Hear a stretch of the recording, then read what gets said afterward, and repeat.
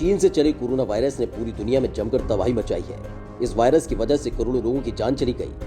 लेकिन एक साल पहले ही वैज्ञानिकों ने इस कोरोना को लेकर वैक्सीन खोज निकाली और अब वैक्सीनेशन का काम तेजी से चल रहा है। जिन देशों ने कोरोना वैक्सीन खोज निकाली उन देशों की फहरिस्त में भारत सबसे ऊपर है, जहाँ वैक्सीनेशन एक अभियान की तरह चल रहा है। लेकिन अब तक वैक्सीनेशन के लिए सिरिंज यानी सुई का इस्तेमाल होता था, लेकिन अब वैक्सीनेशन के लिए दूसरा तरीका भी खोज निकाला गया है।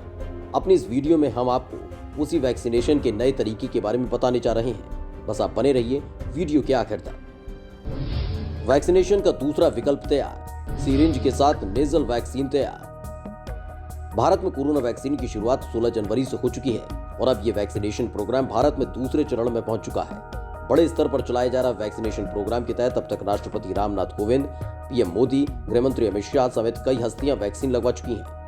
तो वही स्वास्थ्य मंत्रालय की तरफ से जारी आंकड़ों के अनुसार अब तक वैक्सीन की 1.5 करोड़ से ज्यादा डोज भारत में दी जा चुकी हैं। लेकिन वैक्सीनेशन के लिए सिरिंज का इस्तेमाल होता रहा है, जिसमें सिरिंज यानी कि सुई के जरिए वैक्सीन की डोज दी जा रही है। लेकिन अब वैक्सीनेशन का नया तरीका या यूं कहें विकल्प तैयार हो चुका है। जिन लोगों ने अब तक वैक्सीन की डोज नहीं ली उनके लिए एक अच्छी खबर है। सुई के जरिए वैक्सीन लेने से अब जल्द ही छुटकारा मिल सकता है। जल्दी नाक के जरिए ली जाने वाली नेजल वैक्सीन का ट्रायल शुरू होने जा रहा है।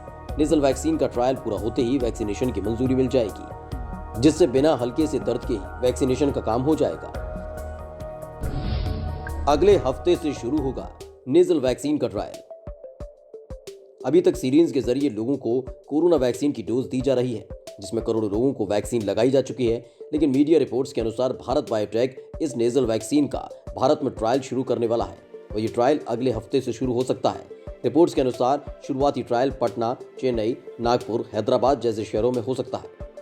लेकिन सिर्फ नेजल वैक्सीन का फायदा इतना भर नहीं है कि इसमें सिरिंज यानी सुई का इस्तेमाल नहीं होगा, बल्कि एक बड़ी राहत की बात भी है, और वो ये कि नेजल वैक्सीन की केवल एक ही डोज से लोगों को कोरोना से सुरक्षा मिलेगी। दरअसल अभी तक जो वैक्सीन की डोज दी जा रही है उसमें वैक्सीन की 2 डोज लगवानी जरूरी है और दोनों डोज 28 दिन के अंदर लगाना बेहद जरूरी है।